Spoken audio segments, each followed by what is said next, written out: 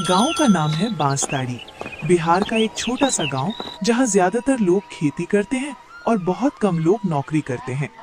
किशोर की उम्र 28 साल है। उसके पास एक छोटी सी पत्नी रानी है और एक 7 साल की बेटी सोनू। किशोर रोज सुबह 5 बजे उठता है, चाय पीता है और सीधा बिहारी के ढाबे पर चला जाता है। रानी बोली, किशोर आज जल्दी जाना, बिहारी सेठ फिर चिल्लाएंगे। किशोर ने आह भरी। हाँ रानी, रोज वही डांट, वही काम, लेकिन क्या करें, घर चलाना तो है। वो घर से निकला। रास्ते में गांव के कुत्ते भौंक रहे थे।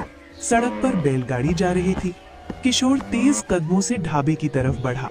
ढाबे का नाम है देसी नॉनवेज हट। गांव में नॉनवेज खाने की एक ही दुकान, बाकी सब जगह सिर्फ दाल रोटी और सब्जी।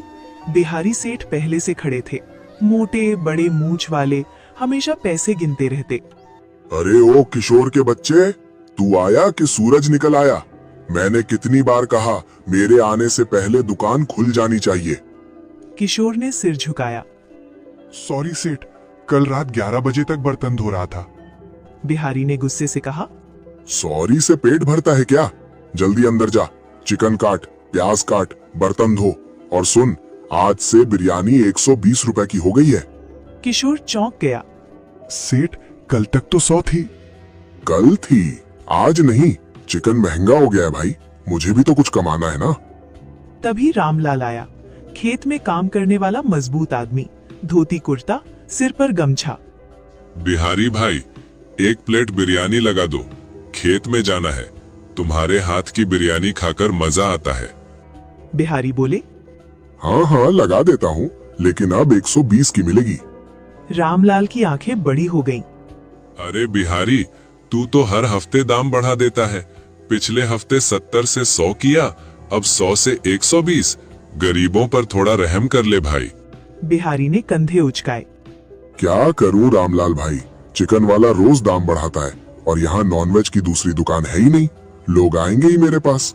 रामलाल ने सिर हिलाया। सच है, दूसरे गांव जाना महंगा पड़ता है। बस लगा दे एक प्लेट। किशोर बिरयानी की प्लेट लेकर आ रहा था। प्लेट बहुत गर्म थी, हाथ कांप गए। धड़ाम, प्लेट जमीन पर गिरी। बिरयानी इधर उधर बिखर गई। चावल, चिकन, मसाला सब जमीन पर। बिहारी चिल्लाए।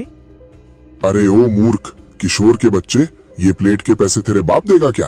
तुझे रखा था काम आसान करने के लिए, तू तो मेरा नुकसान कर रहा है। किशोर घुटनों पर बैठ गया। मालिक, गलती हो गई, प्लेट बहुत गर्म थी, हाथ से छूट गई, माफ कर दो सेठ। बिहारी और गुस्सा हुए। माफ? आज माफ किया तो कल फिर गिराएगा। निकल जा यहाँ से, आज से तू काम पर नहीं। रामलाल ने बीच में बोला। अरे बिहारी भाई, थोड़ी सी गलती हुई, ये अभी नादान है। मैं प्लेट के पैसे दे देता हूँ, इसे एक मौका और दे दो। बिहारी ने रामलाल को देखा, फिर पैसे ले लिए। ठीक है, सिर्फ तुम्हारे कहने पर, लेकिन अगली बार कोई गलती हुई तो सीधा निकाल दूंगा। किशोर ने रामलाल के पैर छुए। भाई साहब, आज आपने मेरी इज्जत बचा ली, भगवान आपको बहुत सुख दे। रामलाल ने कंधे पर हाथ रखा। बेटा मेहनत कर, लेकिन कभी कभी अपनी मेहनत को अपना बनाने की कोशिश भी कर। शाम को किशोर घर पहुंचा। रानी ने पूछा, क्या हुआ आज, चेहरा उदास क्यों है? किशोर ने सारी बात बताई। रानी चुप रही। तभी बाहर से जोर की आवाज आई। अरे ओ किशोर, बाहर निकल। गांव का सबसे बड़ा सूदखोर, मोटा सुनहरी चेन, हमेशा गुस्से में। 3 महीने हो गए मेरे पैसे दिए हुए, तूने कहा था 2 महीने में लौटा दूंगा। अब 1 हफ्ते का समय दे रहा हूँ, नहीं दिया तो घर कब्जा कर लूंगा। किशोर के पैर कांप गए। रानी की आंखों में आंसू आ गए। रानी बोली। अब क्या करेंगे, मेरे गहने बेच दे? किशोर बोला। नहीं, मैं बिहारी सेठ से उधार मांगता हूँ, शायद वो मदद कर दे। किशोर ढाबे पहुंचा। सेठ, मुझे 50,000 रुपए चाहिए, लल्लन टॉप सेठ घर ले लेगा, मदद कर दो सेठ। बिहारी जोर से हंसे। अरे किशोर, तू मजाक कर रहा है क्या? मेरा धंधा भी ठीक नहीं चल रहा, तू काम छोड़कर जा, कहीं और काम ढूंढ ले। किशोर उदास होकर घर लौटा। रानी ने कहा, अब एक ही रास्ता दिख रहा है, अपना छोटा सा धंधा शुरू करो। किशोर बोला। कौन सा धंधा रानी, मुझे तो कुछ आता ही नहीं। रानी बोली। तुम्हें चिकन फ्राई करना तो आता है ना? शहर में KFC देखा था ना, वही कुरकुरा चिकन। गांव में ठेला लगाओ, लोग खाएंगे। पागल हो गई हो क्या? KFC तो बड़ी बड़ी कंपनी है। रानी बोली। तो क्या हुआ, तुम भी शुरू करो। नाम रखना किशोर का कुरकुरा चिकन। अगले दिन किशोर ने घर में बचे हुए पैसे निकाले, 2 किलो चिकन खरीदा, घर पर धोया, नमक लगाया और सीधे तेल में डाल दिया। गांव के चौराहे पर ठेला लगाया, लकड़ी का बोर्ड लिखा, KFC स्टाइल कुरकुरा चिकन सिर्फ 70 रुपए प्लेट। पहले 2 लड़के आए, बाबलू और पिंटू। अरे किशोर भाई, बिहारी की दुकान छोड़ दी? हाँ, अब अपना धंधा, खाओ और बताओ। दोनों ने खाया, फिर मुंह बनाया। अरे ये क्या है? पूरा तेल तेल, स्वाद भी नहीं, बस तेल में डुबो दिया। शहर का KFC तो कुरकुरा और टेस्टी होता है। दोनों चले गए। पूरे दिन सिर्फ 210 रुपए की बिक्री हुई। घर पहुंचा तो रानी ने पूछा, कैसा रहा? किशोर ने सिर पकड़ लिया। सबने कहा तेल तेल है, स्वाद नहीं है। रानी बोली। चिंता मत करो, कल फिर ट्राई करो। किशोर रात भर सो नहीं पाया, सोचता रहा आखिर क्या कमी रह गई। अगली सुबह गोपाल चाचा के पास। सुबह किशोर गोपाल चाचा के पास गया। गोपाल चाचा पकौड़े बनाते हैं। उनके पकौड़े हमेशा कुरकुरे और स्वादिष्ट होते हैं। चाचा, आपके पकौड़े इतने कुरकुरे कैसे बनते हैं? गोपाल चाचा हंसे। बेटा, रहस्य मसालों और तरीके में है, सिर्फ तेल में डालने से नहीं होता। पहले बेसन और मैदा मिलाओ, मिर्च, हल्दी, नमक, आमचूर, अजवाइन डालो, घोल को 30 मिनट रखो, फिर डबल फ्राई करो, पहले हल्का फिर तेज आंच पर क्रिस्पी। किशोर की आंखें चमक उठी। चाचा, आपने मेरी जान बचा ली। अगले 3 दिन किशोर ने घर पर बहुत प्रयोग किए। पहला दिन घोल पतला कर दिया, चिकन चिपक गया। दूसरा दिन मसाले कम डाले, स्वाद नहीं आया। तीसरा दिन परफेक्ट बैटर बनाया। चिकन को 2 घंटे मैरिनेट किया, फिर डबल फ्राई किया। रानी और सोनू ने टेस्ट किया। सोनू बोली, पापा, ये तो असली KFC से भी अच्छा है।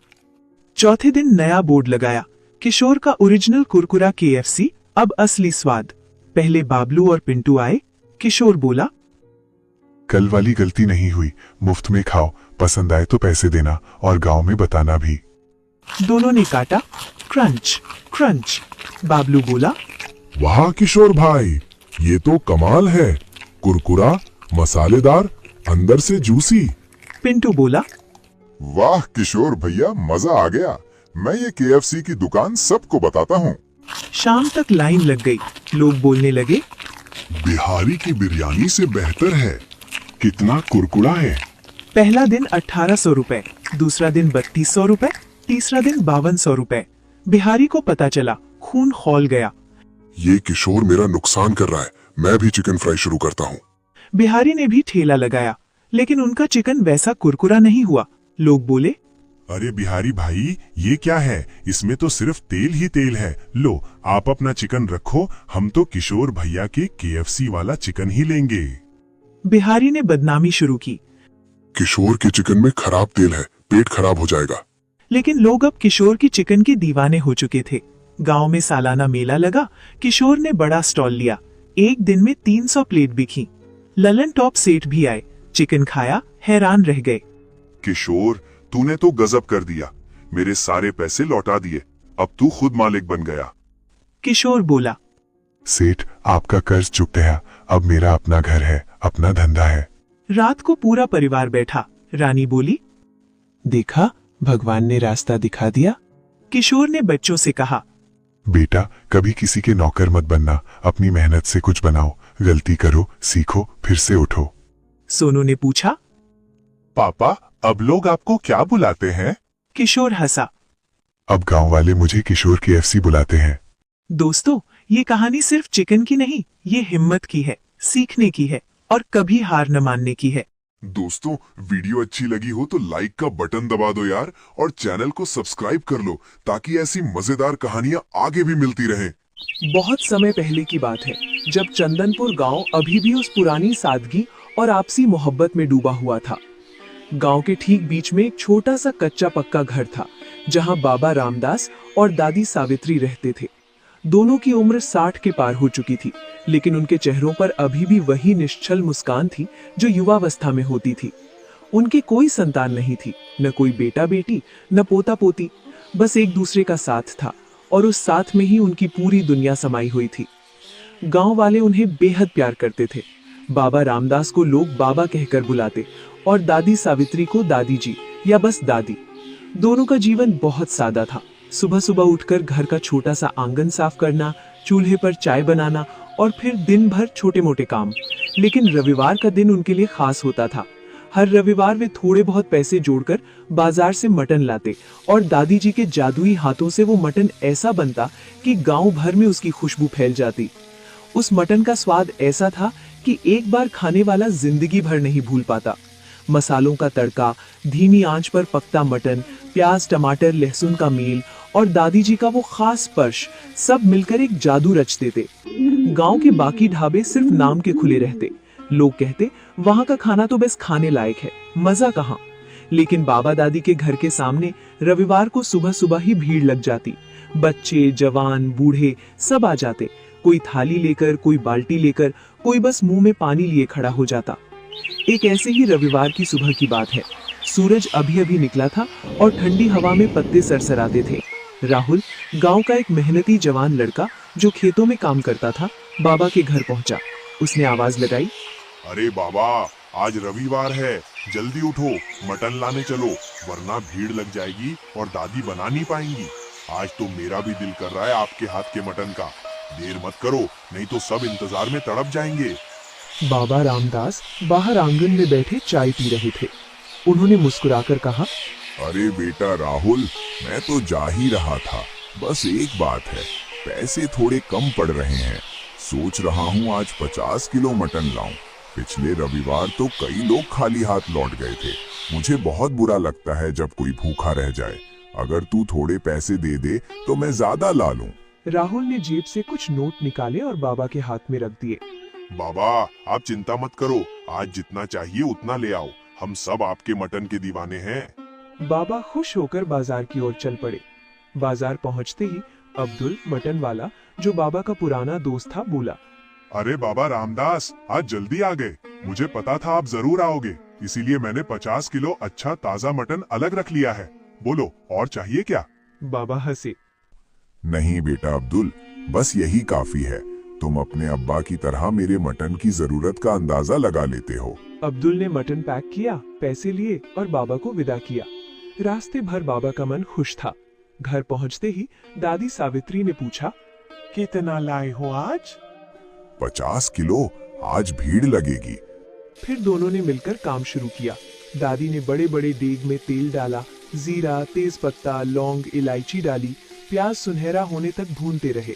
फिर अदरक लहसुन का पेस्ट, हल्दी, धनिया पाउडर, लाल मिर्च, सब कुछ सावधानी से। मटन डालकर अच्छे से भूनते, पानी डालकर ढक देते, धीमी आंच पर पकने देते। खुशबू ऐसी फैली कि पड़ोस के घरों से लोग झांकने लगे। धीरे धीरे लोग इकट्ठा होने लगे। कोई बोला, बाबा, मटन की खुशबू से पेट में चूहे दौड़ रहे हैं। अब रहा नहीं जाता, जल्दी परोसो। थोड़ा सब्र करो बेटा, रस अंदर तक जाएगा तभी असली मजा आएगा। जब मटन पूरी तरह पक गया, दादी ने आवाज लगाई, सुनो साहब, आ जाओ, मटन तैयार है, थाली लगा रही हूँ। बाबा ने सबको पंक्तियों में बैठाया, एक एक करके थाली परोसी। सबने पहला कौर लिया और आंखें बंद कर ली। वाह दादी, आपके हाथ में तो जादू है। रोज बनाओ ना दादी, हम रोज आएंगे। दूसरे ढाबे पे तो अब कोई नहीं जाएगा।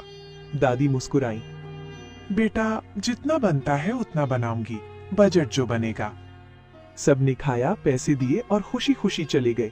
घर शांत हुआ तो दादी ने बाबा से कहा, सुनो जी, सोच रही हूँ हम अपना ढाबा क्यों नहीं खोल लेते? हमारे अंदर इतना हुनर है, इतने पैसे में क्या होगा? ज्यादा कमाकर गरीबों की मदद भी कर सकेंगे। हुनर छुपाना ठीक नहीं। अरे सावित्री, पागल हो गई हो? किसी तरह रविवार को मटन लाता हूँ। ढाबा खोलने में लाखों लगेंगे, कहाँ से लाऊं? दादी जिद पर अड़ी, नहीं, ढाबा खुलेगा। मेरा सपना है, बाबा दादी का ढाबा।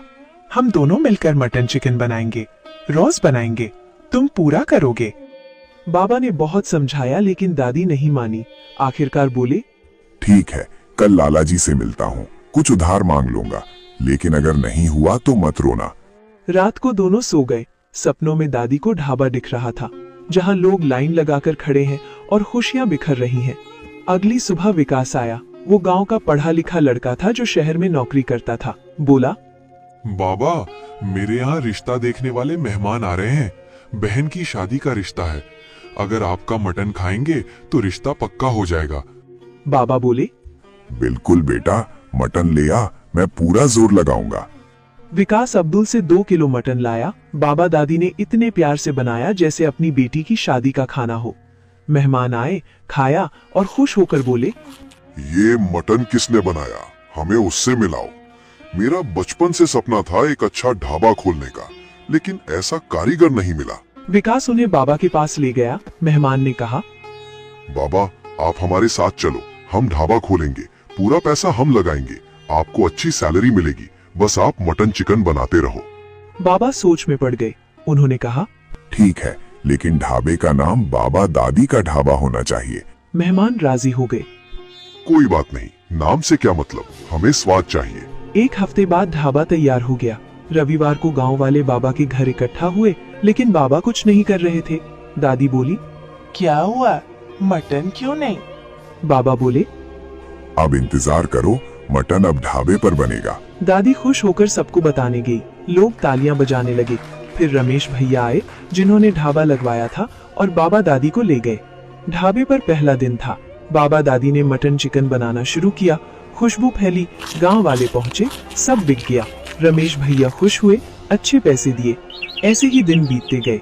महीना पूरा हुआ। एक दिन दादी की तबीयत खराब हो गई, बुखार और कमजोरी। बाबा अकेले गए। रमेश भैया ने हाथ बंटाया। उन्होंने पूरी रेसिपी ध्यान से देखी और सीख ली। रात को घर लौटकर बाबा ने दादी से कहा, मुझे बहुत घबराहट हो रही है। सच बताऊं, ये ढाबा हमारा नहीं, हम सिर्फ नौकर हैं, जब चाहे निकाल दें। दादी बोली, कोई बात नहीं, सपना तो पूरा हो गया।